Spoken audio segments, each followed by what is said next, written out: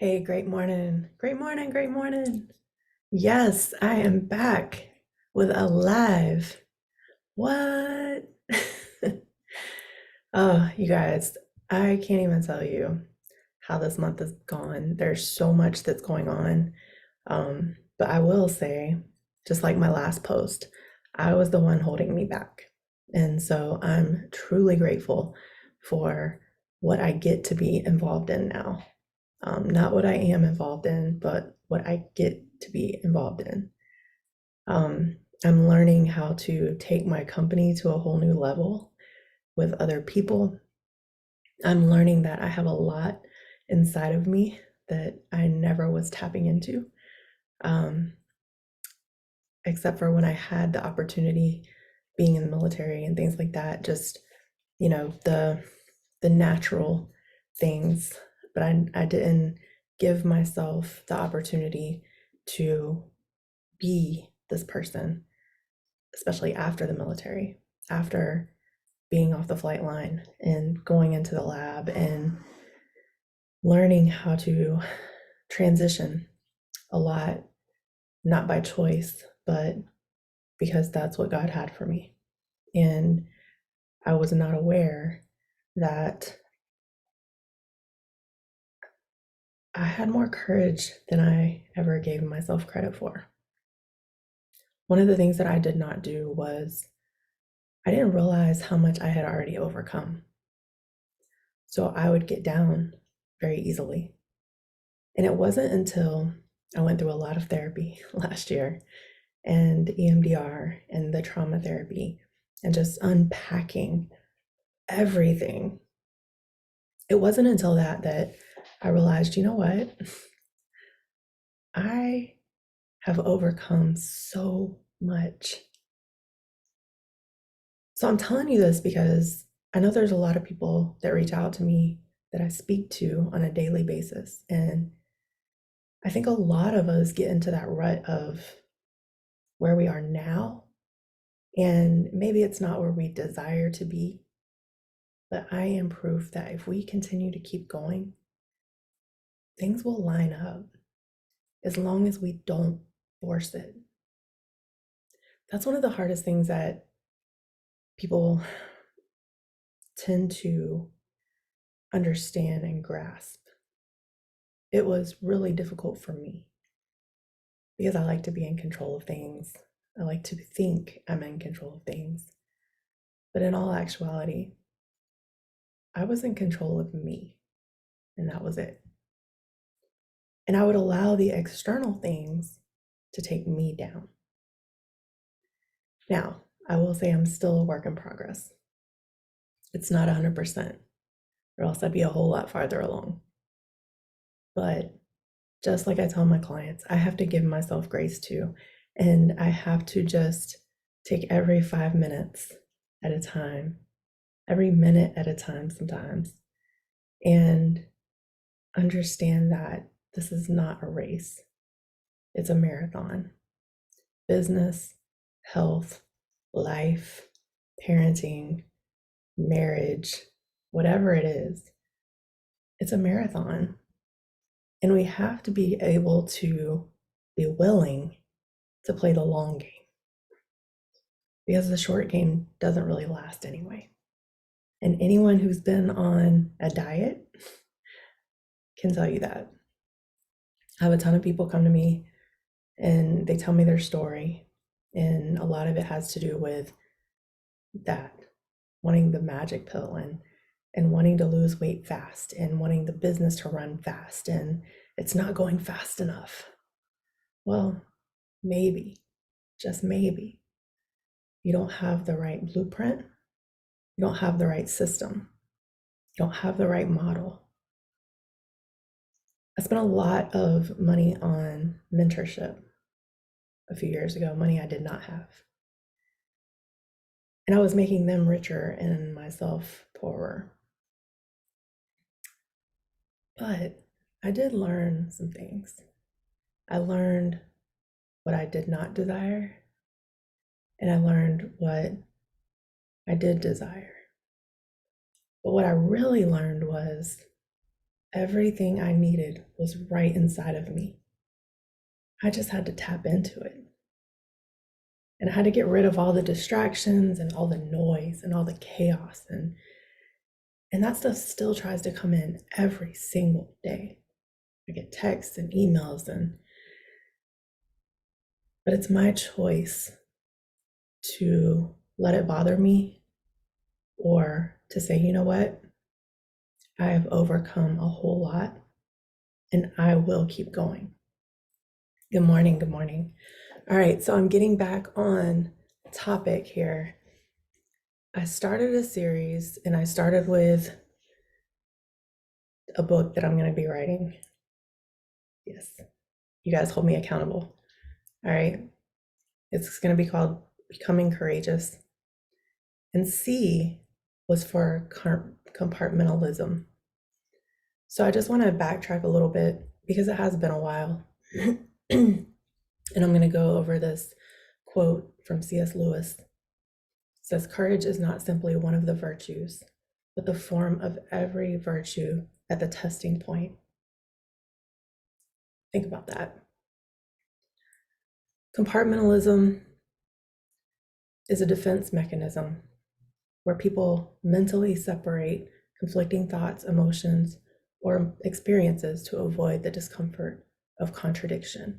So go back to my YouTube channel and the Spiritual Awakening Ministries playlist or the Ministries playlist on Jody Watkins Inspires, and you'll find the video on compartmentalism.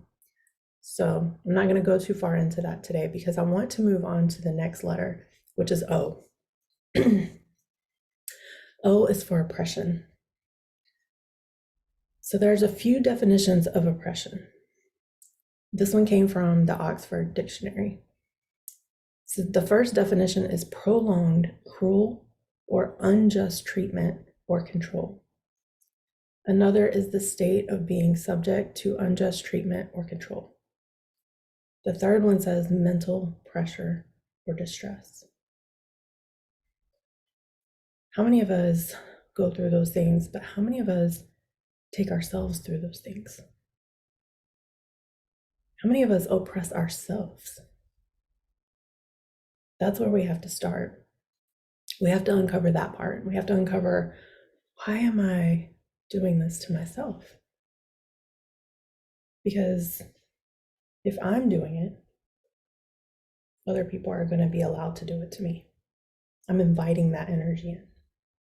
So that's the first thing we have to unpack. Some synonyms for oppression. I want you guys to really think about these words.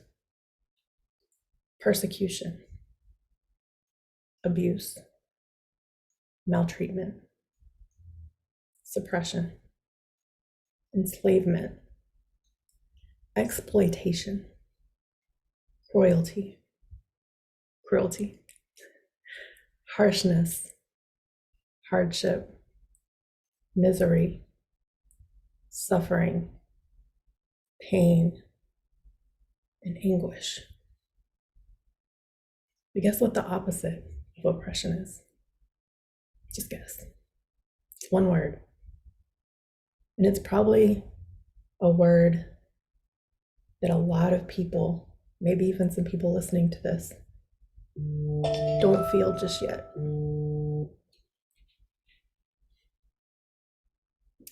I have an alarm that's set for 5:15, so I apologize. Oppression, the opposite, is freedom. Freedom. So here's the real question. Do you feel free? Or do you feel oppressed? And if you feel oppressed, what is one small step that you can take to get closer to freedom? For me, I asked for help. I knew I couldn't do it alone, but I needed the right people in my life. Because if you have the wrong people helping you, they're not really helping you. I've had that before, most of my life. Sometimes it takes a few times. to get the right people. Sometimes it takes falling. It takes taking a risk. But here's what I can say from personal experience. I kept taking the risks, and I was placed where I was meant to be. If we just shut down, it's going to be really hard for God to provide, or for the universe to provide, or whatever you want to believe in. It's going to be really difficult to get there. So when times become very difficult, ask for help. There are people, I promise you, there are a ton of people, and I'm finding this out more and more the more transparent I am. There's a lot of people who are going through similar situations. It's another reason why I keep asking people to come to convene communities, because there's a ton of us that are here to support, and it's free. So why not? It's not social media. You don't get caught in scrolling. You're actually learning and being supported and being encouraged and empowered, and with communities of people who want you to succeed. It's beautiful. So anyway, I don't want to go too far in this, but I do want to read this verse that I found on oppression. It's from Job 36, verse 15. It says, "Consider this. He rescues the afflicted in their misery and opens their ears in time of oppression." So here's my next question. What are you open to? Are you allowing stillness in your life? Are you allowing your ears to be opened? I know that I was not. I had to get to a point where I allowed my ears to be open. And again, if I can do it, anybody can, and I know that, because I'm definitely no different than others. Well, I am different. I won't say that, but I'm human. And there's absolutely nothing that I'm doing, again, that others can't do. They just have to want to. They have to ask questions. They have to do what I did. I'm a curious person. I ask questions. I find people that are doing what I desire to do, and I ask them how they got there. Because otherwise, I'm frustrated, I'm overwhelmed, and I'm running in circles. And again, I've been there, done that, and I just don't desire to keep doing that. So I appreciate you guys for being on here. I apologize for taking so long to go over the O. I know I had a few people that were waiting. I hope and pray that it doesn't take me as long to go over U and R and A and G and E, because it is an acronym and I do have words for each one. The books that come after this are going to have chapters that involve acronyms. And I'm excited to be able to finally use my gift of writing to help others in so many ways. I'm excited that Reclaim Your Life is helping a lot of people. I've received messages, and I'm still trying to get everybody to go to the Amazon and leave feedback there, but that's okay. It'll get to the bestseller one day. Again, it's a marathon, and I'm okay with knowing that even if my book only helps one person, that's one person more. Had I not written it, had I not published it, had I not put it out there. Had someone reach out to me and say, "I didn't know what leptin was. What is leptin?" Well, that's in the nutrition chapter, chapter 4. I talk about hormones and intermittent fasting and things like that. But it's just interesting. It's funny when people reach out and say those things. I'm like, you know what? I'm really glad I published that. All right. Anyway, moving on. Today is November 7th. All right. For most of us, the time changed over the weekend, so make sure you set your clocks back. All right. God is our ultimate security. God's encouragement. Even if my father and mother abandon me, the Lord will hold me close. Psalm 27:10. Ooh, that kind of hits home with me. I was not close to the Lord when I was younger, but had I known this back then, what a game changer. But anyway, let's moving on. Okay, Proverbs 19:23. Fear of the Lord leads to life, bringing security and protection from harm. And then Psalm 2:12 says, but what joy for all who take refuge in God. It has a question on here. It says, how would you illustrate the word security? It says, I might describe a little boy jumping into his father's arms, knowing that his dad would catch him. Or I might envision a mother holding her sleeping baby snugly against her chest. Security is freedom from risk, danger, anxiety, or fear.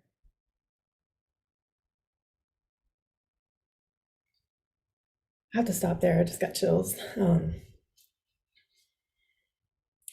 says that God is always there.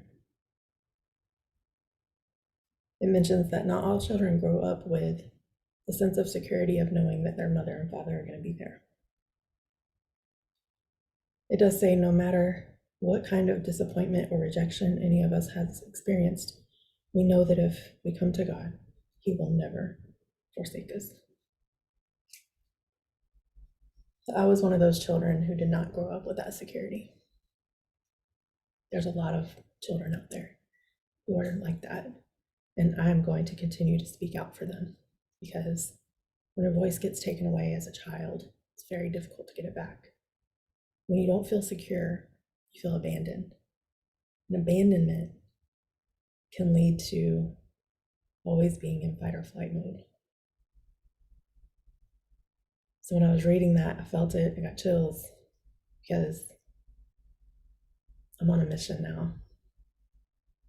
I'm on a mission to help these kids who may not feel that security. I'm going to jump off here. I'm going to get ready to get my movement for the day, go to the gym. I'm not able to do a whole lot anymore, but that's okay. I can wake up. I can be grateful for what I have. I have my arms, I have my legs, and I can be grateful that I still have the opportunity to move every single day that I wake up. So if you're up and you're able, get some movement in, 20 or 30 minutes. This is your time. For everyone who has joined in, thank you so much for joining. And God bless you. Have a great day. Okay. And just remember, the attacks are going to come in, but it's up to you to decide what you need to prioritize. Okay. You don't have to be there for everyone all at one time. That's something I had to learn too. Pick and choose. Have a great day.